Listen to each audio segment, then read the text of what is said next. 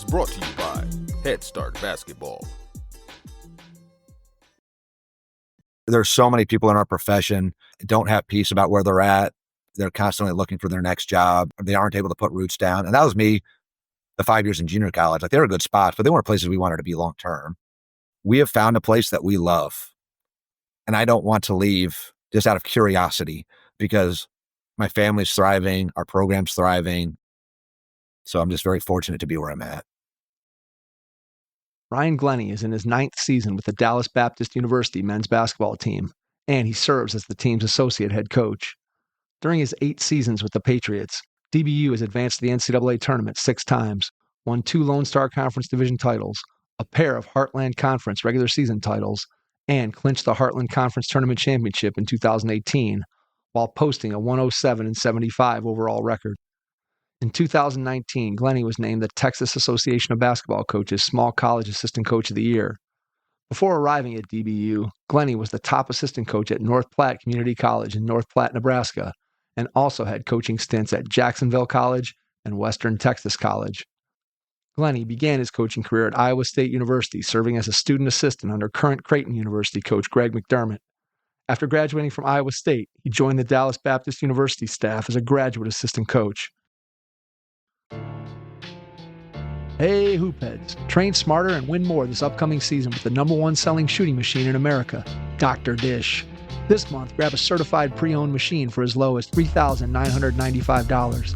You'll get a 3-year warranty, 250-plus drills, and quick 3 to 5 day shipping from Minnesota. Inventory moves fast, so don't miss out on these savings from our partners and friends at Dr. Dish Basketball. Learn more at drdishbasketball.com and follow their incredible content at Dr. Dish B-Ball on Twitter, Instagram, Facebook, and YouTube. Mention the Hoopheads podcast and save an extra $300 on the Dr. Dish Rebel, All-Star, and CT models. Those are some great deals, Hoopheads. Get your Dr. Dish shooting machine today. Hi, this is JP Clark, former NBA assistant coach with the Celtics and Clippers, and you're listening to the Hoopheads podcast. Coaches, you've got a game plan for your team, but do you have one for your money? That's where Wealth for Coaches comes in. Each week, we'll deliver simple, no-fluff financial tips made just for coaches. Whether you're getting paid for camps, training sessions, or a full season, Wealth for Coaches helps you track it, save it, and grow it. It's time to stop guessing and start building. Subscribe now at wealthforcoaches.beehive.com/subscribe and follow us on Twitter at Wealth for Coaches for daily money wins. Your money needs a coach. Start with Wealth for Coaches. Grab a notebook and pen before you listen to this episode with Ryan Glenney, men's basketball associate head coach at Dallas Baptist University. Hello and welcome to the Hoopheads podcast. It's Mike Klinzing here without my co-host Jason Sunkel tonight, but I am pleased to be joined by Ryan Glenney, associate men's head basketball coach at Dallas Baptist University. Ryan, welcome to the Hoopheads pod. Thanks a lot, Mike. Thrilled to have you on. Looking forward to diving into all the interesting things that you've been able to do in your career. Let's start by going back in time to when you were a kid. Tell me a little bit about your first experiences with the game of basketball. What made you fall in love with it? Yeah, I didn't grow up in a particularly athletic family. I grew up on a stereotypical corn and soybean farm in eastern Iowa, and there was a hoop in a big red barn, plywood backboard. And so there was always that to do. And so I'd just be in the barn shooting for hours, and it's not from really anyone really introducing me to it. My dad played a little bit and was a Celtics fan with Bill Russell and things back in the day, but we'd play one-on-one growing up, in the winter in between planting and harvest. And so those are a lot of really good memories for me and my dad growing up. And so from there, I just middle school, high school played. And I would say that I loved the game a lot more than it loved me, in terms of I didn't have a whole lot of natural athletic ability. But I took it as far as I could through high school, and then found ways into coaching from there. Who was the first coach that had an influence on you? Boy, there wasn't I went to a really small school. The town was 3,000 people. And so some of the coaches I had from middle school up through high school in different capacities. And there was a man by the name of Ron Hedrick. He was the high school math instructor. And he just kind of coached all the sports. He'd be an assistant for all of them. And, for whatever reason, I wasn't particularly gifted. I was never a star of a team or anything. But he just really invested in me, believed in me. He encouraged me when I was coming off the bench and, I don't know, he's just a really good man who, gave me a lot more than I was able to give him on the court. So he was probably the first one just through middle school and through high school, having him as a math instructor, who, was just, helped me feel valued, even though I wasn't out there being all conference.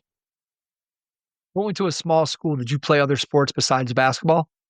I did a little football, and track, and then got to high school. The hurdles got higher. I did not get taller, so I started doing golf. But basketball was my main sport. Iowa is, wrestling capital of America. We were a wrestling powerhouse, so basketball wasn't taken very seriously. And so I tried to find guys to, go around the neighborhood. Hey, want to play some threes outside and things, but didn't come from a particularly strong program. I just really loved it. How do you think that playing all those different sports as a kid, when you think about the specialization that so many kids get involved in today for whatever reason, whether it's just the youth basketball environment itself, whether it's parents kind of pushing kids to specialize, coaches or programs pushing kids to be able to specialize. When you think about your childhood growing up and shooting in the barn with your dad and playing multiple sports and just having those experiences, how do you value those in your life when you think back to that time of your childhood? Yeah, it provided a lot of different experiences, through sport, successes, failures. Being at a small school, I was always with the same teammates because the guys on the football team were also the guys on the basketball team and the track team.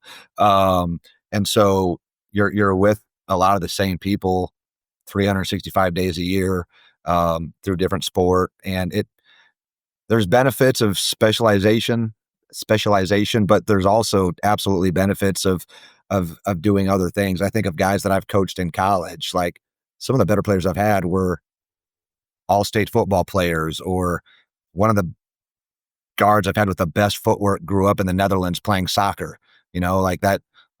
Those experiences that they had allow them to do special things, in basketball that I don't think they would have been as special at had they not had multiple sports, had they not experienced those growing up. With your background as a player and thinking about the coaches that influenced you, was coaching something that you thought about from an early age, or when you went to college, was it not really something that was on your radar as a potential career? Where were you in the process of when you made a college decision? Were you thinking at all that, hey, maybe at some point coaching is where I want to end up? Obviously, I know that you got an opportunity to work under Coach McDermott. We'll talk about that here in a second, but where was your mindset as you were leaving high school, going into college in terms of career-wise?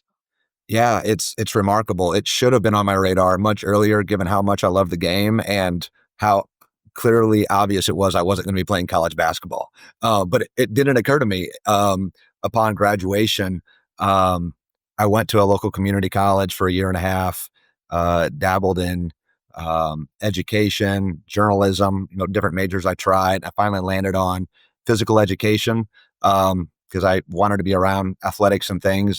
But again, for some reason, coaching hadn't really occurred to me. And then I transferred to Iowa State.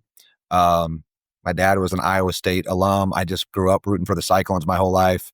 And so that's just where I was going to go. And when the thought of coaching finally occurred to me, it was a kind of a surreal experience, that I haven't had very often. But I had a homework assignment. They gave us 2 or 3 choices of people in our field in kinesiology to go listen to. And one of them was a former Iowa State player that I had grown up watching, Jake Sullivan, um, and to go talk about the AAU organization he ran out of Ames. Back then, 20 some years ago, all I knew coming from a small country town is AAU is just playing summer league with your high school team in the summer. I didn't know what it was.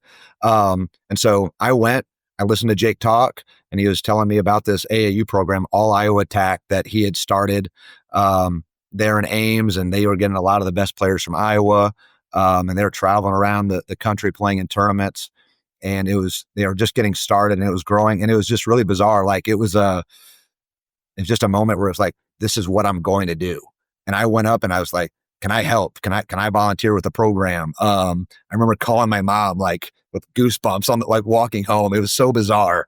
But it was like, I just found out what I'm going to do with the rest of my life, and I couldn't really explain it, but that's kind of where it started. So from there, obviously that's an instantaneous dream, but then there are things obviously that have to take place in order to get you from this light bulb aha moment to, hey, I'm actually going to start to move myself in the direction where I can consider coaching as a career. So after that light bulb moment, what are the next steps? What are the next couple things that happen in the progression towards becoming a coach? Yeah. Well, I had to beg Jake to allow me to coach with him. He didn't know anything about me. And, but he allowed me to get on board, and the program was growing from just having high school boys teams, but they were adding middle school and elementary school, and he just needed willing helpers. And so, for my final 3 years of my undergrad, I was coaching for, basically volunteering, but helping coach all the teams. And I was just really a sponge. I was willing. I don't know how able I was at the time, but it was an opportunity, and it was a foot in the door to coach somebody and to be taught. The very first team I ever had that was my own was our 6th grade C team. And one of the most influential moments in my coaching career, it was our C team, but we're still going and playing in all these big national tournaments that our top teams are playing in. We're going to Milwaukee, Chicago, top teams winning all these games, and we're getting beat by 30 every game. Like, we just need to be in the local rec league. And so, it was frustrating, and I'm like, why am I coaching the C team? And I got an email from Jake telling me, hey, don't expect you to win all your games, but these players are investing a lot of their time. Their parents are investing a lot of money, and they need to be getting better. And if they're not getting better, then maybe this won't be a very good fit. And it was a gut punch, because we had talked about, hey, when you graduate, hopefully we'll be growing at the rate where we can hire you on full time. And it was something that I loved. I was in the gym constantly training kids, developing relationships. And it was a huge gut punch. And it taught me, man, like, players will rise to the level that you hold them accountable to. They may not be the most gifted players, but I could get a lot more out of them. And from then on, they started getting better, and it was a better experience. I got a lot better as a coach. But that was really a kick in the pants that I needed to kind of drive me forward. While I was coaching those guys. What did you do differently? What was it that after you get that email, what is it that you change about your approach when you think back to that time? What did you do differently? Yeah, it was, I think, just because it's like, well, I'm coaching the C team. There's no expectations for them to win. Show up, get through practice, and then go help with the top teams, the high school teams, But I wasn't giving those boys the fullness of myself that they deserved and their families deserved. And after that, it's like the attention to detail, the accountability. No, that's not right. Let's do it again. And then watching how they responded in really good ways. Like, they wanted the challenge. Their parents wanted the challenge, the accountability. That's what they were there for. And watching them get better. And then all of a sudden, shockingly, start winning a couple games, and the boys are having more fun. And, but again, like, I'd never coached anyone before. I really didn't know. And I just learned so much about human psychology, and just through a bunch of, nice 12-year-old boys. And that really, and that fed a fire in me to realize, man, I can do a lot more. I can be a lot more as a coach as well. When you think about those reps from that first AAU experience, and then obviously you continue on, and as you said, you did that for 3 years and had an opportunity to coach different teams and work both as a head coach and as an assistant coach. How important, when you look back now at the point you are in your career, how important were those early reps in terms of helping you to understand what it takes to be a coach at whatever level? Whether you're coaching sixth grade or whether you're coaching at the level that you're coaching now, what did you learn from those early reps that not everybody gets those, because not everybody starts out coaching their own team in AAU. A lot of guys are obviously jumping in at the college level where you're an assistant or you're on a Division I staff if you're lucky, and you're the ops guy or you're the video or you're whatever, and maybe you don't get all the opportunities to do as many things on the floor as you did. So what was the value of those reps for you? Man, it was really invaluable. There are things about being a head coach, even if it's to a sixth grade team, that you can't get being an assistant coach at any level. The implication, substitution patterns, the implications of those, how that impacts a player's confidence, handling with parents, navigating those situations, being the one that creates the practice plans, figuring out time management. How do you make a practice flow? Being the person who's in charge of getting the logistics of travel to one tournament or another. There's just so many in a 12-year-old game with 5 seconds left down 2. You're the one having to draw something up. Don't have to do that much as an assistant. That's what the head coach is doing, and so in college, and so just really invaluable experiences. And again, it's not on a big stage, so if I fail, like, we all learn and we laugh it off, and you survive. There's 6 AAU games every weekend. So go play another one. So I really got to grow and learn a lot about myself through that. What's one lesson, if you had to take one thing that you took away from your time in AAU basketball that you're still carrying with you today? What's the one most important lesson you learned? Boy, that's a great question. I just think that everyone has value. The big lesson, what I told you when I got that email, I wasn't giving those boys, it was subconscious and immature from a 20-year-old college student, but I wasn't giving those boys, I wasn't giving them the value that they inherently have. Like, you're the C team, I'm going to get through practice. Like, that's not how the world works. Like, everyone's created in the image of God. They have an innate value, and should be treated as such. And when I started treating them with the value that they deserved, they started becoming better versions of themselves. Tell me about how attending Iowa State gets you the opportunity to work with Coach McDermott. Are you going in and banging on the office door multiple times? Are you sending multiple emails? Are you begging the secretary to get a chance to be able to get in his ear? What was the process like? Yeah, a little bit. Yeah, it's again, a lot of, and this is similar to with my sixth grade team, is I this kind of happened for me, like realizing that I'm capable of more than what I thought. So, like, I just thought, man, I'm going to coach for this AAU program. This is going to be my career. I'll get hired full time after I graduate. That was the plan. But then going into my senior year, my boss with the AAU program called me in that summer going into my senior year, and he goes, "Hey, we're not quite going to be where we thought we were in terms of hiring someone full time after you graduate. Like, we're not going to be able to hire someone." And that was like I was just distraught. Like, this is what I want to do. And he goes, "Have you thought about coaching in college?" And I go, "Never, not once."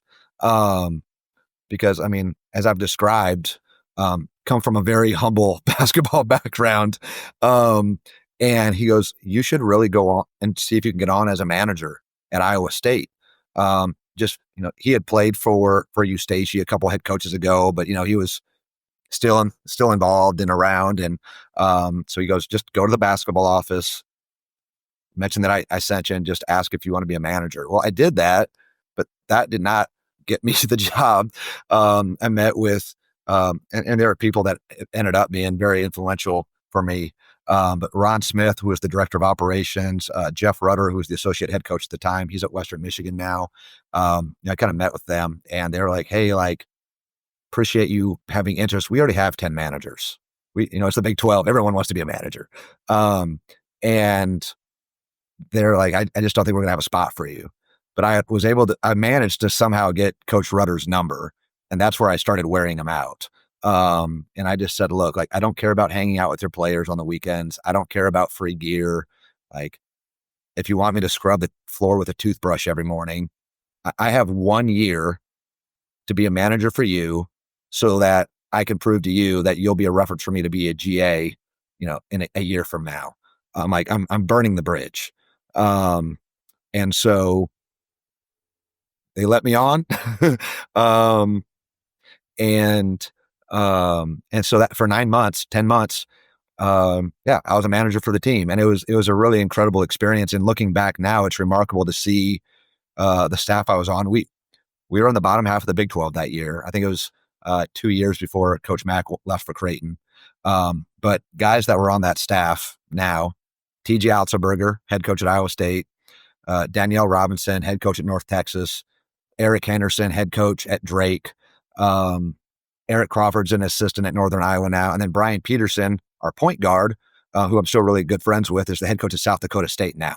I was surrounded by greatness, but they're all assistants and players at the time, and I got to be around that every day, and I was just a sponge. I was burning coaching championship coaching DVDs and taking them home, and that's what I did on the weekends. I would put in coaching DVDs and write down notes on a legal pad, and just trying to maximize the short time that I had with them. Learn as much as I could, be as servant-hearted, and be there as much as I could, so that hopefully it would turn into something after I graduated. Much time on a day-to-day basis were you spending in and around the basketball team and the basketball office? More than I was in class or on homework. I don't know if I recommend that, but it was, if I wasn't in class, I was in the basketball office morning until the last coach left. I wasn't going to go home. I was until either they all told me, Ryan, we really have nothing left for you. We mean it this time. Or until they went home. And so, as with a lot of jobs, I was with the group of managers were great guys, but not all of them wanted to be college coaches. 2 or 3 of us did. So, which was great for me. That means I got a lot more work because it needed to get done, and I was willing. And so, Jeff Rutter, who was the associate head coach, really invested a lot of time in me. And now that I've been around college coaching a lot and seen how things are, in the Big 12, the associate head coach investing in a manager doesn't happen a whole lot. Our Ron Smith, who was it was later in his career at that time and just was just a great ops guy helping McDermott, but he invested in me, our GAs, and I just was invested in on an uncommon level as a manager. And I was just so fortunate to be with really good people that were willing to do that. Because looking back, some of the things they were having me do wasn't actually helping them. I remember Rutt giving me, hey, take these DVDs home of Oklahoma State and bring back some plays they're running. I was like, oh man, I'm helping with the scout. In hindsight, no, he had all that, but I was learning a lot. Right, for sure. So, yeah. Yeah, it's very cool. And it's funny when you kind of look back and sort of pull back the curtain, right, of what you thought your experience maybe was versus what it actually was. And I think it is amazing when you start talking about at the Division I level. Obviously, you have a big staff, number one. Then most schools, just like you described, have 8, 10, 12 managers that all have different responsibilities and whatever. So the opportunity for any manager to get one-on-one time or get that kind of investment from a member of the coaching staff, it's obvious that for whatever reason, you made some type of impression on them, that they felt like they saw some potential in you. They obviously liked you. You obviously worked hard and did the things that you needed them or they needed you to do, and probably went above and beyond, which again, if we're talking about lessons for young coaches out there, right? There's a huge lesson to be learned there is just do a great job at whatever it is that you're being asked to do. Look for ways that you can go above and beyond what you're being asked to do and just be there to help, right? And I think then when somebody sees you doing a great job, maybe not everybody will be as lucky as you to be invested in the same way, but certainly if you're working hard and you're doing the extra things, somebody's going to notice you. And when somebody else comes and asks and says, "Hey, how's Ryan doing over here?" And we're thinking about, we got an opening. Is he a good fit? Somebody who sees you doing a good job day in and day out, they're much more likely to be able to recommend you than if you think of, oh, this job, I don't want to clean floors with a toothbrush like you described, right? That's below me. But again, everybody knows that there's jobs that in any job, I don't care what job you have in the game of basketball, there's always aspects of your job that you might love, and there might be some aspects of your job that you don't love, but they're all things that are part of your job description that you need to make sure that you do. And I think if you're doing them and you're doing them well at the place where you are, that's how the next opportunity materializes, because again, you're doing what you're supposed to do. You've impressed somebody and they're much more likely to reach out or to be able to give you a good recommendations when somebody reaches out to them. And I think that's a great lesson to be learned that obviously helped you as you moved on from Iowa State. And we'll talk about that in a second. Yeah, absolutely. I just recognized I need to do something that's going to separate me, because I didn't play college. I'm not connected to a staff. I have no family in the business.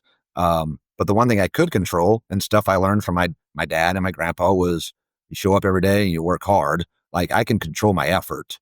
And I can work circles around people if my attitude's right. And so I went with that, and yeah, like I said, it was a perfect storm of my willingness and people that did not have to invest in me being willing to spend time with me. Did you know when you graduated that college basketball was where you wanted to be? Obviously, you started out in PE, where you could have been a PE teacher and a high school coach, but having that experience at the college level, did you know that, hey, college is where I want to be when the time came to graduate? Yeah, once I got a month or two in, I was only a manager for my senior year, just for that final year.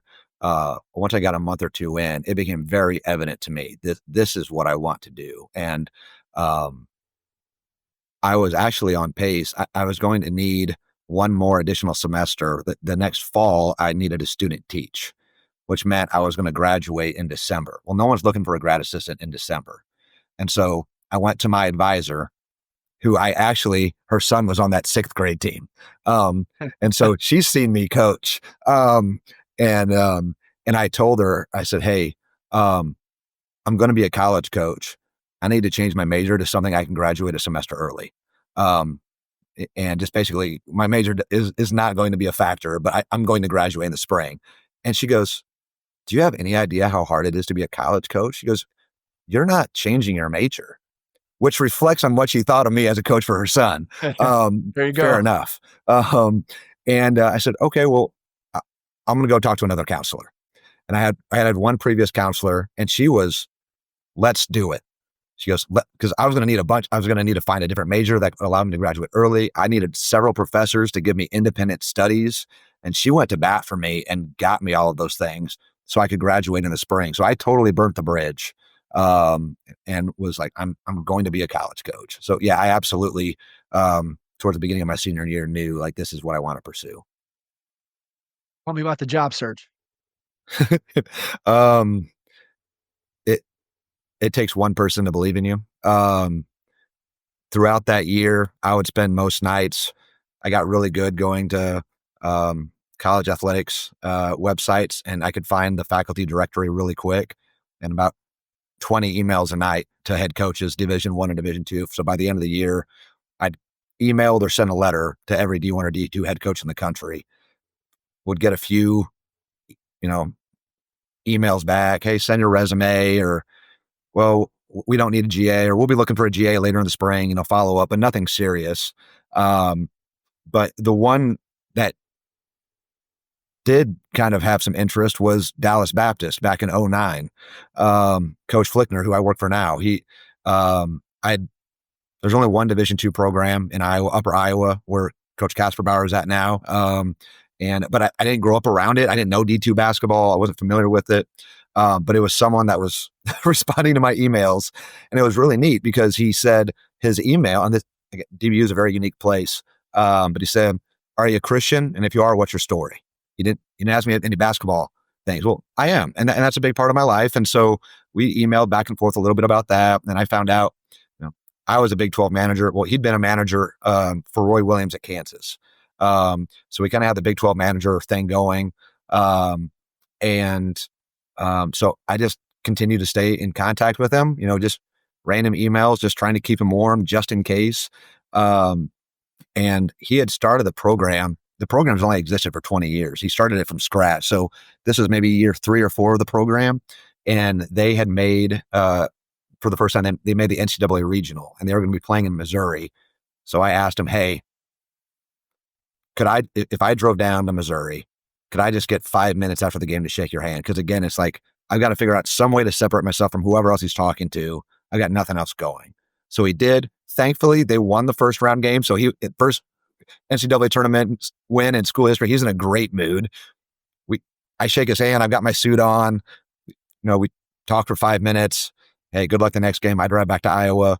And then I remember it's finals week. I get out of a finals end of my senior year. I get a call from Coach Flickner, and he offers me the GA job. And I accepted it without ever having visited campus, knowing anything about Dallas, never been to Texas, because it was a job, and it was the one guy that believed in me out of 600-700 head coaches. And so just needed one. And that's how I ended up. I mean, I'm back, but moved to Texas in 2009, was a Division II GA at Dallas Baptist from 2009 to 2011. You balance the academics of the getting your graduate degree with your responsibilities on the basketball court. I know whenever I talk to somebody who's been a GA, they always talk about the challenges of trying to balance their classwork with the amount of time because clearly guys who are GAs, they want to, not that you aren't interested in getting your master's degree and it's important in your career, but at the same time, we understand how important the basketball side of it is and spending time with the team and in the office and with the coaching staff. So how did you balance out the academics for yourself and the basketball responsibilities that you had during that time? Yeah, I mean, I did both. I did well in grad school. I did what I needed to do in grad school to get through and have good relationships with my professors and communicate, hey, we're going to be on the road. Going to have a little leniency getting this in and things. And the professors were great. I learned a lot. But I also knew that my future is going to be based on what I do for the coaching staff in this program the next 2 years. And so just like when I was a manager, that seemed to work well, working really hard and asking questions and being servant hearted. So I did that for 2 years. And again, at DBU, similar to a lot of Division IIs, there's the head coach and there's one full-time assistant, and then you have 1 or 2 GAs. So I was one of 2 grad assistants, and the assistant at the time, Brandon Curran, again, I was very fortunate, just really mentored and invested in me. And I learned so much in 2 years. And then getting to be in Division II as a grad assistant, you get to recruit, which was incredible. One piece of advice that Coach Rudder, the associate head coach at Iowa State, gave me when I said, hey, should I take this job? Yes, who else has offered you a job? But he goes, hey, Ryan, it's in college basketball and recruiting, it's way better to be a Texas guy than an Iowa guy. And I found that to be true. There's just so much talent in our backyard in Dallas and the state of Texas, where college staffs are flying their staff 5-6 hours from multiple states away to come recruit Texas kids. And we had them in our backyard. So I just really learned to evaluate because there's so many good players from high major down to Division III. You get to see all of it in masses. And you network because so many other colleges are coming through Dallas. And then yeah, we had a good program, and I learned from two great coaches. And so, yeah, like moving to Dallas was just a remarkable opportunity for me in hindsight.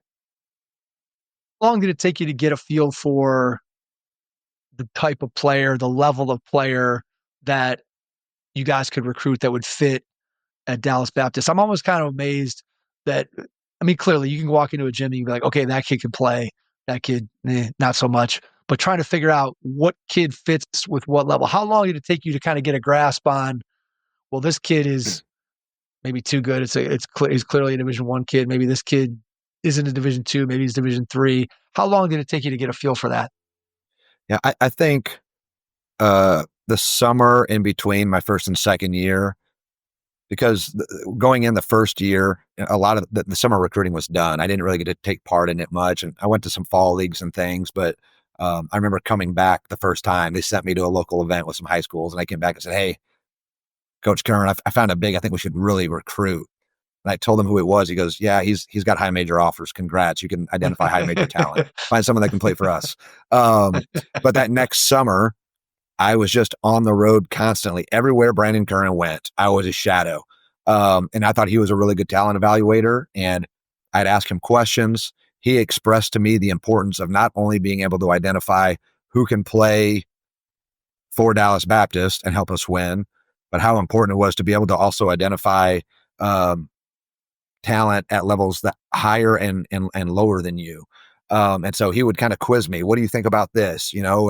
Um, and just through a lot of Socratic questioning back and forth and things, that summer is when I really probably grew the most. I still don't have it down perfect. Um, it's constantly an evolving process, but yeah, that summer going into my second year as a grad assistant, when I really started to really at least grasp a good idea. I could find someone in the ballpark. Do you have a side of the ball that you liked coaching better when you first started? Did you like offense or defense better when you started? Um, I've always been a defensive guy, and I think a lot of it just comes, a lot of us are shaped by who we were as players and things. And the only way I got on the court was if I could outrun everyone in sprints and dive on the floor. Like that was the value I brought. I could play really hard. That's kind of a theme. I keeps popping up. I can do stuff hard. And so, yeah, I've always leaned a little bit towards the defensive side of the ball. You got to outscore teams to beat them. So thankfully, Coach Flickner, our head coach, is really good on the offensive side, and I cover our defense. But yeah, I lean a little bit more towards on the defensive scheming of things. When you think about the learning process during those first 2 years at Dallas Baptist, where you come in after your year as a manager, after your experience in AAU, what do you think was your biggest area of growth as a coach during those first 2 years at Dallas Baptist as a GA? Yeah, I just had a lot more ownership, um, because you need your grad assistants to be assistant coaches because there's only one. And so you get thrown into the fire, and they're like, we need you to do this. And I may not be quite ready. I wasn't maybe quite ready to do it, but the best way to learn is just to start doing it and figure it out. Um, and so, um, yeah, I just got to do more. There's ownership over recruiting. Like Brandon told me, like, look, you need to know the state of Texas better than anyone. You need to know every single kid ranked 100 through 150. And I took him very seriously on that. And so I had a list and I took notes, just copious notes on all these kids. That really helped me a lot. And then the networking piece. As a manager, you don't really have a lot of networking opportunities. Like I wasn't a senior manager. I didn't get to go on the road very much, just a couple trips. You're in the shadows. You're upstairs filming practice. So your coaches, but outside of that program, you just don't meet people. But as a grad assistant, you're on the road constantly. I met so many wonderful people at all different levels. Those were things that I really grew in immediately. Done with your time at Dallas Baptist, who's the person that helps you the most in getting that next opportunity? After I was a grad assistant, Yes. yeah.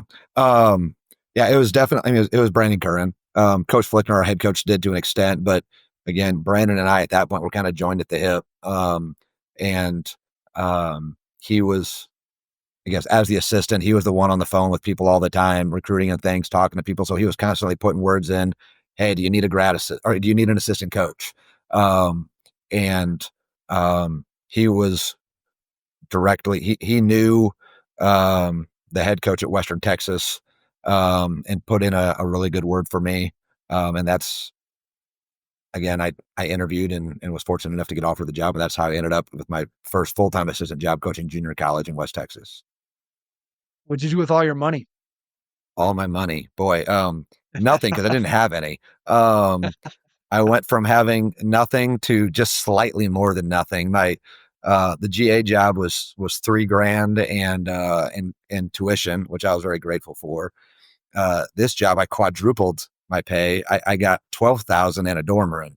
Not many people get to quadruple their salary, so I was very fortunate. So I spent 2 years out there, and junior college was completely different than Dallas Baptist. And so again, just another outside of my comfort zone, had to learn a lot of new things. And that started my 5-year junior college trek. What's the best part about junior college? I have guys that I've had on that have coached or continue to coach JUCO that just love everything about it, just simply because, again, you're helping these guys to be able to make that transition both academically, hopefully athletically, get them the opportunity to play at the next level. They just talk about giving kids who maybe are under the radar, who have something in their background, and they're able to just kind of help these kids to be able to get to where they want to go. So when you think about your time, your different stints at the JUCO level, what stands out to you? What's the most special thing about being a JUCO coach? Yeah, I mean, the number of players that you have an opportunity to try and help, because the turnover is such a high rate. You're recruiting 10 or more guys every year. Um, and so, and you get to experience so many different cultures. Like in Division II, we recruited a lot of high schoolers at Dallas Baptist. We were kind of set up for that. So it was a lot of Texas regional guys. But in Region 5 junior college, at that time, when I was in the league, I mean, Mark Adams was a head coach in the league. Steve Green, I mean, there's multiple NJCAA Hall of Fame coaches. The national championship was coming out of that league most years at that time. And so it was a league that you recruited nationally and internationally. So we had players from all over the world, different states. I met so many people from so many different backgrounds, both just regionally, how they were raised, obviously. And then I learned so much. And then you literally do everything.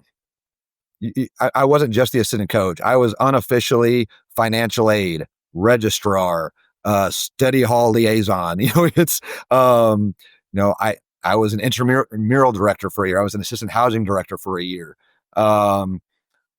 You're everything to these guys because you just don't have the resources that universities do. And so because you wear so many hats, like, I mean, the hours are ridiculous in a good way for a young guy who's doesn't have kids yet and everything. And you're trying to learn. I learned so much. I am not half the coach I am today without junior college.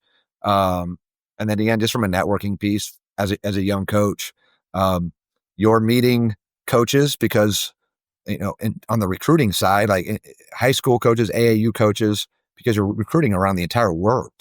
Your Rolodex is growing. And then if you're doing a good job and you have good players, you're also networking with college coaches because you've got coaches at different levels wanting to recruit your players. And so on both ends of it, you're meeting so many awesome people that you just never know how that's going to end up aiding you down the road with your career.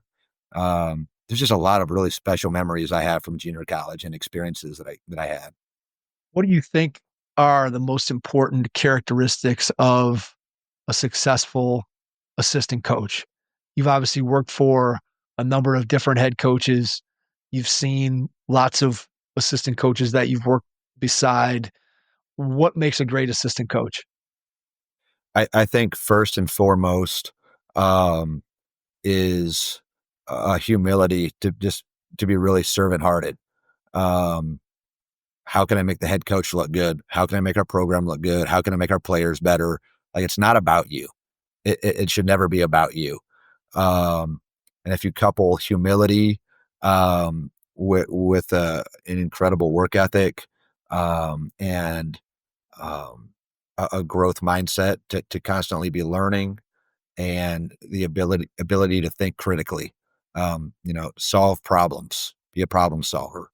I think those are the character traits that allow an assistant to keep the job that he has, to earn more opportunities, um, to help a program win.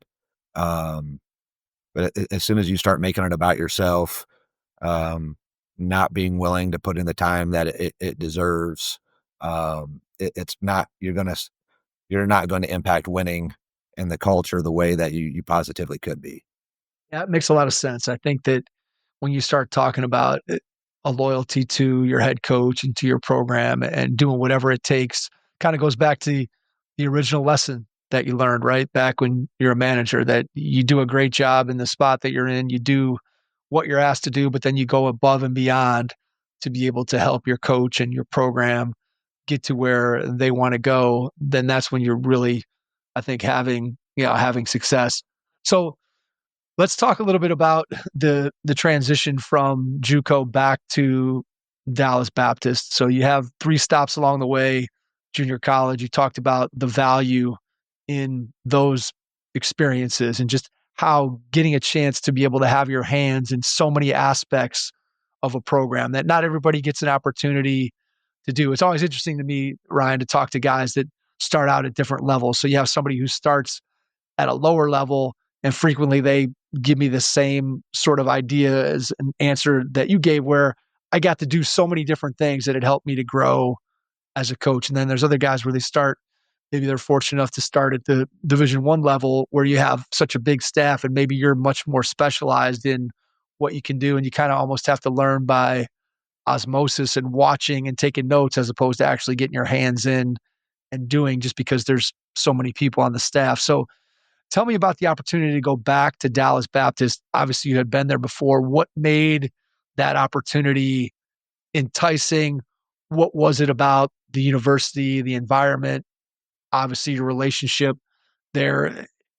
What made it so special that made you want to come back? And obviously now you've been there for 9 seasons. It's clearly a place that Yeah. you love and are comfortable and enjoy being there. So what was it at the time that made you want to come back?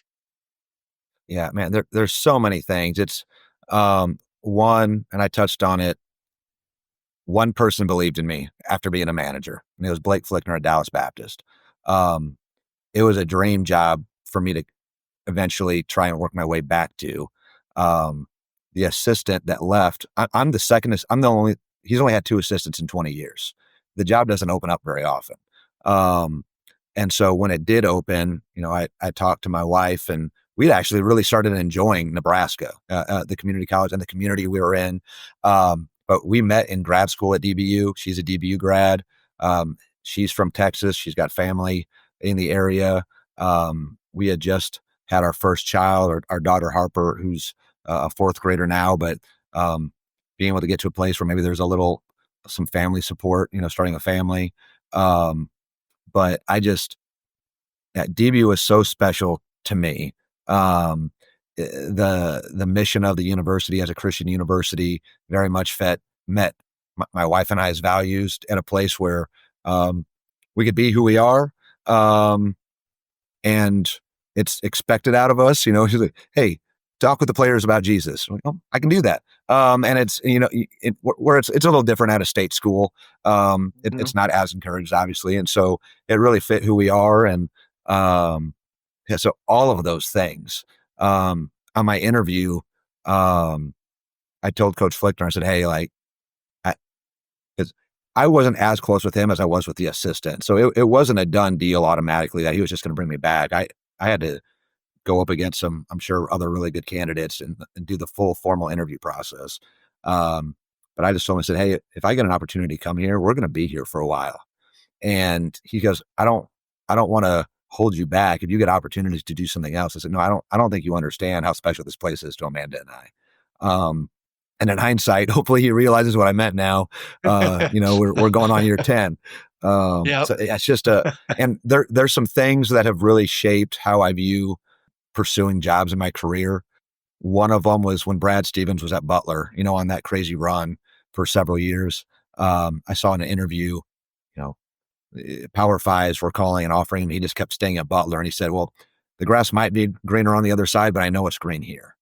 And I just like, man, I know there's so many people in our profession that are constantly don't have peace about where they're at. They're constantly looking for their next job. They aren't able to put roots down. And that was me the 5 years in junior college. Like, they were good spots, but they weren't places we wanted to be long term. I was like, but I knew this was a place that we loved. And there's another one where a coach I knew that I'd come across at a high Division I level, was very successful at a young age, and but he was just miserable. And I said, hey, why are you coaching? Like, you don't enjoy your life at all.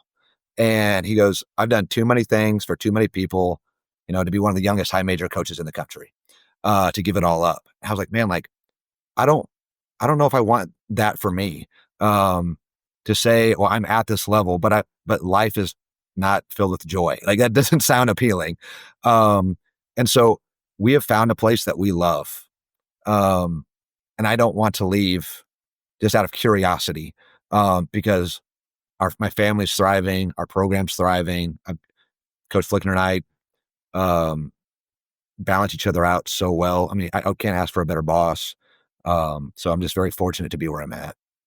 It's a really healthy perspective, Ryan, and it's not one that you hear all that frequently. I think there are guys that have taken the track that you have, that have found a job that they're comfortable with at a level that they're comfortable with and a place that they're comfortable with, and have realized that, hey, I'm already in a job, in a place with a group of people that I love, that are a perfect fit for me. And yet we both know that there are a lot of people that are, again, as you just spoke about, are always on the lookout for the next job, that opportunity to advance, whether it's to advance up a level, or whether it's to advance from an assistant coach to a head coach. And I think that it's always, no matter where you are, that you can always, right, you can always chase more. I mean, you can be at University of Kentucky, you can be at North Carolina, and you can be suddenly Mike Krzyzewski being pursued by the Los Angeles Lakers. And Right. does that make sense? I mean, there's obviously a piece of you, I think, that obviously says, hey, maybe I should give it a try. But then I think if you look at not just the coaching piece of it, but what I heard you say as you were talking about it, it wasn't just a perfect fit for you as a basketball coach, but it was also a perfect fit for your wife, for your family, for your lifestyle, for your values, for all those things that sometimes in the pursuit of careers, those things sometimes take a back seat, unfortunately. And I think when you do that, then you get in the situation like you described with your friend that you knew, that gets to that position where all of a sudden they're like, yeah, I've done all these things, but I'm not really happy. I think I'm with you where, Yeah. like, at a certain point, like, my happiness means more than chasing the next job that could make me happy. Because chances are, if you're chasing something that could make you happy, the odds of it actually doing that are probably pretty low. So I can relate to all the sentiments that you said, make a lot of sense. They're ones that I think in the coaching profession, a lot of times it's hard to make the decisions that it sounds like you and your wife have made, in terms of all those other surrounding things. Not only the coaching basketball is great, but all the other things are great. I don't know if I'm paraphrasing what you said accurately, but that's kind of what I took from your answer. Yeah, no, you are. That's spot on how I feel. But I also recognize, not everyone gets an opportunity to be at a place where they ever feel like this. So they do continue to search. And there's an element of Right. financial stability. Like, I mean, like I moved 4 times in 6 years, just trying to get to a point where we could have some financial stability. And And so I recognize it's not a criticism of how people go about it, but it's just a recognition of knowing who we are as a family, and knowing where I'm at, and that it fits really well. All right, let's start with the high level overview and then we can dive into some details. What makes you guys at Dallas Baptist successful? And when I say successful, I don't just mean wins and losses, but when you look at the program that you and Coach Flicker have built over time, what makes you guys successful? What is it about what you guys do? What's the overarching most important thing or two that you feel like leads to your success? Yeah, I think the things that are, big picture outside of X's and O's and things, it really comes down to identifying the people that we identify that we want to be in the program. Um, like I said, DBU is a pretty unique place. It's students go to chapel. We do team Bible study once a week. That's not for everybody, and that's okay. Um, and so we really try to identify young men that would really enjoy being at Dallas Baptist if they were just a traditional student. Um, and we want them to come to Dallas Baptist for because of basketball and a lot of other reasons rather than basketball, but we want basketball and guys. And so we've got a really good mixture of guys that that Christian faith component was a big part of them or their families' lives, and they wanted that. And other guys, well, that's new to them, but they're open to it and having discussions and things. But like we're fortunate enough because of what Coach Flickner has built over 20 years to be I think a pretty desirable spot that we can have a higher standard than some places that maybe I couldn't have in junior college. But like selfish people don't exist in our program. People that selfish. I just say we don't do selfish and we don't do knuckleheads. It doesn't mean that they're perfect, but I think compared to things that I have experienced coaching in other places, like I sleep really well on the weekends. They're men that still need invested in, just like the guys in junior college, but they're responsible. They care about other people. They're really talented people who, care more about other people than themselves. And I think our unwillingness to bend on that has allowed us to have some sustainability. It's like we have so one of the things I'm most proud of, and this won't last forever, but like we haven't had a single player enter the transfer portal in 4 seasons. That's unheard of now. I don't know. I haven't done any research. I don't know if anyone else can say that. And typically when people are transferring, it's your best players. They're trying to transfer up, and it's walk-ons or guys that aren't going to play as much, and they're trying to find a place where they can play more. Those guys have all come back for us for 4 years. Our All-Americans have come back. And we're not begging them to, but I think a lot of it comes down to, one, we've been fortunate. But two, they chose DBU for basketball and things. There are other things that hold them there. They're loved and treated with value. They're getting better. They're around other like-minded, high-caliber men. So the locker room, we've been very fortunate to be. They're having fun. Like it's not got some guys that are on making good decisions over here, and other talented guys over here that have a completely different agenda. Like you got 15, 16 guys that are all on the same page for the most part, and it's fun. College should be the 4 most fun years of your life. We've had a few transfers that have come here, and they're like, I didn't know I was going to love basketball again.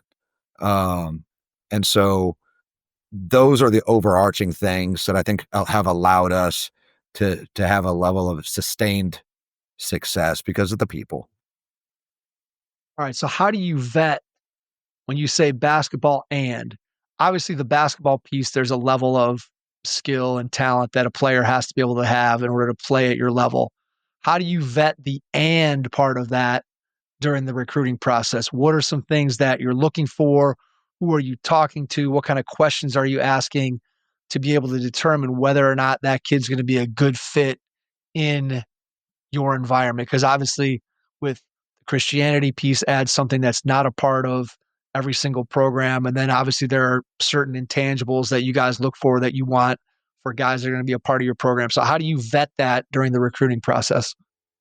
Yeah, we're first off, like, we're very transparent with who we are. We're not trying to pull the wool over someone's eyes and they get here like, what, Coach Chappell, what? I, we try to be as transparent as we can in the process. That developing trust both ways, from them to us and us to them, I think is really important. We talk to as many people around them as we can, high school coaches, AAU coaches. We spend a lot of time getting to know the parents. Because a lot of times an 18-year-old maybe isn't quite ready to articulate what they mean or what they really want, but their parents can. And you can learn a lot talking with parents about, yeah, who their son is, what their family values, because a lot of usually parents, especially not as much with transfers all the time, but with high school kids, which is majority of our program, those parents still have a ton of influence on shaping how their sons view things. And so if they're people that have, most of our guys, almost all of them, only went to one high school. Down here in Dallas, in Texas, the transfer portal in high school is rampant. And so, we find guys that stay. Our players are stayers. Coach Flickner's been here 20 years. I've been here 10. Like, we're people who stay. So we find people that are wired like that. Most of our guys come from programs that have won state championships or gone to state. They're from winning programs. And so you hope in that, they understand the greater scope of that the program is bigger than you. There's those things. I'll straight up ask their high school coaches, do their teammates like them? I think that's huge. With a high school coach, if I ask them, tell me about Jimmy, and they go, oh, he's a pretty good kid. They just don't have much to say. Well, we're not into like an average kid like every other kid in the high school. Like, they need to rave about the person. I mean, he's the best teammate. Yeah, I can coach him harder than anyone. He's selfless. He's the first one in. Like, if I can't get him to shut up about a kid, those are the guys we want. Those are, high caliber people, that aren't into being average. And then sometimes we've had the wool pulled over our eyes a couple times where we think this kid's going to be a good fit. And we get to the point where they come on the official visit and then they hang out with our guys at night, which our guys don't take them out. Like, they take them back to the apartments and they play Madden and work on homework. And then they might take them to Andy's Custards. It's a very tame visit. And the guys don't commit. And at the time we're kind of upset and disappointed. What are you talking about? And then we kind of follow their career and maybe hear some things that they were into, or our guys will tell us during the visit, hey, coach, he's not a good fit based on what he's telling us away from the coaches. And so because we're so open with who we are, the players that aren't great fits a lot of times pull themselves out of the equation. They, even if we've been fooled or we've incorrectly assessed them, they choose not to be a part of it, which is fine. That's great. Like, that's all part of the process. So those are all things that go into, identifying the person that we're trying to have in our locker room. Tell me about the responsibilities of your staff. How do you guys delegate? Who does what? Has that evolved in your time there? Obviously, now have the title of associate head coach. So how do you guys parse out who does what on the staff? Yeah, I'll credit Coach Flickner. He is really good at trusting his staff and being willing to delegate. That is something in my first few years was really hard for me with our grad assistants, was trusting someone else to get a job done. Because in junior college, I'm the only guy. Like, I know how it's going to get done. It's going to be done the way I want. That's an area that I've grown over the years. But Coach Flickner has been really good at allowing people to grow in the positions they're in and giving them responsibility. So being with him 10 years now, we can read each other's minds at this point. And our personalities and our giftedness and things that we like to do and don't like to do perfectly balance each other, which is so freeing. And so, he's the head of the program. I mean, he's the face on campus. He's organizing practice and all the big picture stuff. He's also, he's over our offense. Right now for me, I'm a recruiting coordinator. I run our camps in the summers. I'm over our defense. Coach Flickner and I now both kind of split this scheduling. We work on the schedule together. Those are things that I've grown into that he's like, okay, well, I don't want you to get bored. We need to keep growing you. What else can I give you? So that you feel challenged and you're growing. And he's really continued to invest in me in that way. And then it's similar with our grad assistants. Obviously, there's like the menial tasks that we need laundry done. I need you in the gym rebounding or working out the guys, help with, travel plans and logistics. But from there, those are the things that we just need to run a program, just need to get done. But then it's what are the areas you're gifted in? Like, and then we'll throw you. Some guys are awesome at graphic design. Awesome. Let's create a bunch of stuff.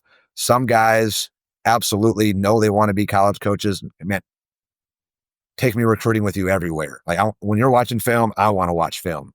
And so from there, we just really find out what are they passionate about, throw them into those areas, help them grow in areas that they need to grow into, because it was kind of the way I was invested in when I was a grad assistant. I very much, because of the impact it had on me, I very much feel the responsibility to do that for our grad assistants, and prepare them, because after this, it's like, you're the guy that has to go get players. Like, you're the guy that has to put out fires for the head coach. I mean, you're the guy, next year. So preparing them for those opportunities. And so they get to do a lot of full-time assistant things based on what is their, how competent are they at it? And then how growth-minded are they going to be? And if their heart's right and their work ethic is right, they'll be doing a lot of the stuff I'm doing, and they can help me and help. I mean, they just bring so much value. And we've been very fortunate to have a lot of great GAs that have gone on and to careers in college coaching. So that in general is kind of how the duties have been assigned as of recently. What does the practice planning process look like for you guys as a staff? How do you put together the practice plan? Is that Coach Flickner coming up with it and then bouncing ideas off of you guys as he's putting it together? Is it him putting it together on his own and then coming back to you for feedback? What's the process for you guys for putting together a daily practice plan? Yeah. So I've completed 9 years now. The first 8 years was mostly him. I mean, he very much, a big part of his job is planning a really efficient, effective practice, where every single minute is accounted for, and he wants to stay on time, and it's a well-oiled machine. And we'd have staff meetings most days, talk about practice plan. He'd want our feedback, but ultimately he was going to decide, what we're going to do. Last year, he gave the defense over to me. So this is where things changed, where he goes, hey, you have from this time to this time in practice. And then on the shared drive, he's putting in his offensive stuff, and I'm completely planning the defensive portion of practice. Again, he's not afraid to allow people to grow, to invest in. Again, finding new ways to help me feel challenged and grow. And so now it's very much a split between me and him. Just throughout the day, he and I are working on. He's working on the offensive side. I'm working on the defensive side. You guys typically run a practice with the same format every day? In other words, do you start out with offense first, then defense? Do you start with shooting and then you go to special situations, or does it vary day to day, or does your normal practice have a certain rhythm to it? Yeah, there's a rhythm to it. I mean, for 20 years, we've had from 2 o'clock to 5 o'clock in the gym. It hasn't changed. We're very fortunate. So just knowing, every day, I know there's a lot of places where practice changes day to day. I'm so grateful that our staff and players knows this is what you have. You go home to dinner with your family. So there's that. But then, the rhythm is pretty similar. It's, come in, kind of dynamic stretch, get some skill work in to get loose, on your own. And then we'll start with usually either like a footwork or a passing drill, just as a warm up, trying to get their blood going. And then it's been defense first, and then it's been offense. And then we end with any special situations or, kind of unique things. The end changes a little bit day to day based on what we want to do. But skill work, defense, offense is generally the rhythm of our practices. What's the day before a game look like in terms of prepping for a specific opponent versus, let's say, a preseason practice? Yeah, so we play a really unique style. We press and trap the entire game on makes and misses. And so we've just started doing that a couple years ago, and that's really changed our preparation. Because if we're doing it right, it's so disruptive. We're not seeing as many of the opposing team's sets and things. Right. And it becomes a lot of managing bodies, making sure our guys are fresh, just because the rigor of that style is a little different than traditional basketball that we used to play. So the day before is like just a quick review of, hey, these are the press breaks that we've seen from these guys. We might go down and back once. Hey, you feel good about it? Great. Moving on. No one's hurt. Good.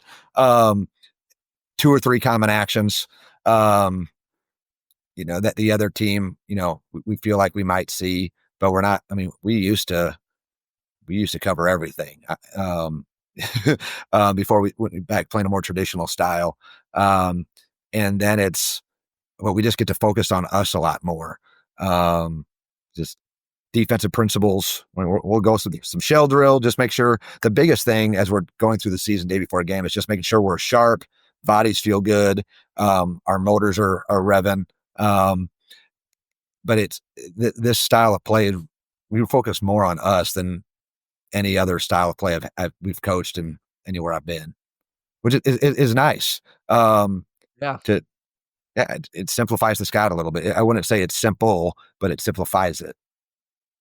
Yeah, it makes sense. I mean, again, that's you're dictating the tempo and style of play with the way that you're trying to play. It's hard for teams to not get caught up in that style of play because obviously, right, if you're trying to break the press, you're trying to go down and score, and you're trying to score quickly by beating the press, and that negates a team that wants to just run down and just run set after set in the half court. It's a little bit hard to do that when a team's forcing tempo the way you guys are doing that.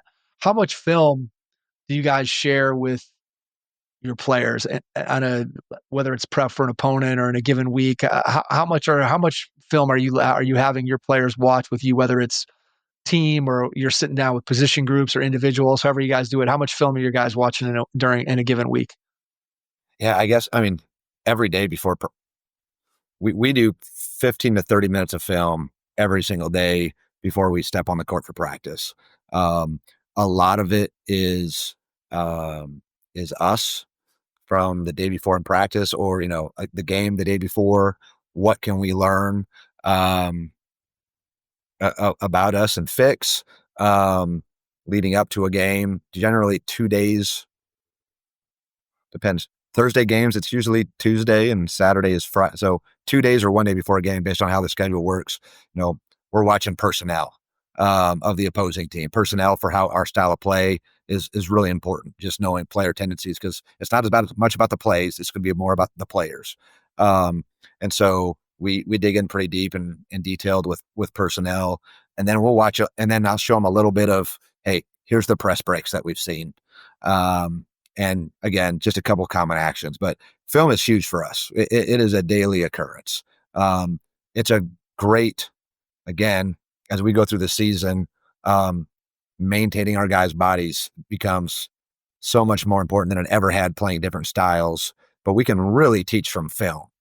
And so we really try to leverage that time to get as much as we can out of it. You guys film practice and then go back and watch your practice as a staff?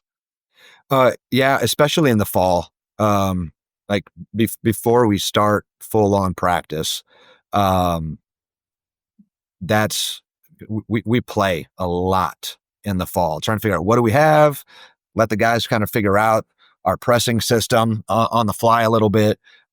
We film it and then we'll watch it as a staff. And then the next day we'll watch 10 or 15 minutes, just show them a couple things of just different concepts we want them to try and start picking up. We're not doing a ton of drill work in the first month or two. We're just trying to get their motors revving and then teach a little bit from film, and then I'll let them apply that the next time they play. But yeah, we're filming all of our practices. And then during the season, especially, the first few weeks before games, we're filming all of that. But once we get into late in the season, it's slowed down and it's scouts and things. We're probably not watching as much film from that. Yeah, I got you. It makes sense. It's amazing, again, just the way that the technology has evolved and the ability to be able to watch film and be efficient in what you do, not only watching your own team, but the ability to watch other teams. And I think one of the things too, that when I talk to young coaches, and I'm sure you see this with your GAs, is just the ability for them to to get in the film room and just to have access to all of the video that they can watch and learn, not just from their own coaching staff, but to be able to watch the other coaching staffs of your opponents. And when you're putting together a scout and all those things, to be able to grow and learn from that, I can only imagine the value in that as a young coach compared to, you go back 15 or 20 years ago. And, way, way back when I was playing in the era of VHS tapes and guys driving to drop stuff off and meet and put stuff in the Yes. FedEx box, and coaches hitting the rewind button and going 2 minutes past the play that they wanted to watch. And the lack of efficiency in that era compared to what we have today, to be able to utilize film, not just to help your own team, but to help your staff to learn and to grow and to become better. The value of film is just, it's truly, I think, unbelievable. Anybody that I talk to, especially the young guys who are in their first 2, 3, 4, 5 years of their career, almost everybody just says how valuable film is, not only for them as a tool to be able to help their team and their players, but just a tool for them to be able to learn and grow. Yeah, there's no longer an excuse to not get better. It's through YouTube, these podcasts, Synergy, for players and coaches. There is an infinite amount of resources that can allow you to grow. And then it's just part of it's having the mindset of I'm willing to utilize it, but then also there can be too much. Just what is useful for what we're trying to do, and what is fun, but maybe doesn't apply to us as much, and trying to sift out the most important things. But yeah, it's remarkable what has happened in technology and how it's impacted sport. The ability to curate and not be overwhelmed by every single thing. When you're scrolling through Twitter, you're like, oh, I love that. That's cool. Let's think about yeah, you can do that and go down rabbit holes nonstop. I'm sure we've all been there, where you go and you're like, oh, let me take a look at this. And then all of a sudden you realize I just spent 30 minutes looking at stuff that is never, ever going to apply to anything that we do with our current team. Yes. We've all been there. All right. Final 2-part question. Part 1, Ryan, Okay. when you look ahead over the next year or two, what do you see as being your biggest challenge? And then the second part of your question, when you think about what you get to do day in and day out as a college basketball coach, what brings you the most joy? So your biggest challenge and then your biggest joy. Yeah. Challenge. I guess I'll speak personally and program wise. If that's okay. Personally, I would say I'm constantly trying to find better ways where I can give the program everything that it needs, but give my family everything that it needs first. How can I continue to become more present as a father, as a husband, that's a constant evolution that I think I get a little better at each year. But my wife and kids deserve all of me. And so that is always going to be the challenge as a college coach because of how much you're on the road and everything. As a program, I would say, we've been very fortunate to win a lot over the years. This last year, we had just a really special season, and we lost in overtime in the Final Four. We're seconds away from the national championship game. We've got 13 returners back, and that's, I'm really curious to see. I know what they're saying. I'm curious to see once we step foot on the court. There's Pat Riley's got the book, The Disease of More type of situation. Last year, we had some freshmen that were playing, but we're freshmen and they're good with their roles, and we make a game for the national championship, best year in school history and all these things. Well, all these guys come back. Can we continue to be as selfless and program oriented and caring about each other rather than individual success? Because obviously, when you have a team like that, it's a really talented, special, deep group. Everyone sacrificed to a degree. Can they continue to do that for the greater good? Those are things that I'm really curious to see this year with as many returners as we have. And then, I'm sorry, what was your second question? Biggest joy. Biggest joy, man. Yeah, it goes back to all these things that we talked to. I'm going into year 10 at a place that I love and my family loves. I'm around the staff we have are incredible people. The players, I haven't worked a day in my life at Dallas Baptist. And then I get to do it again. I am so grateful. We've shared my whole coaching journey, and I make sure to continue to remind myself where I'm from, because it's just that I never lose the gratefulness for where I'm at. I get to do it again. That's my biggest joy, that the people I get to be around, my kids get to come and practice and run around and no one cares.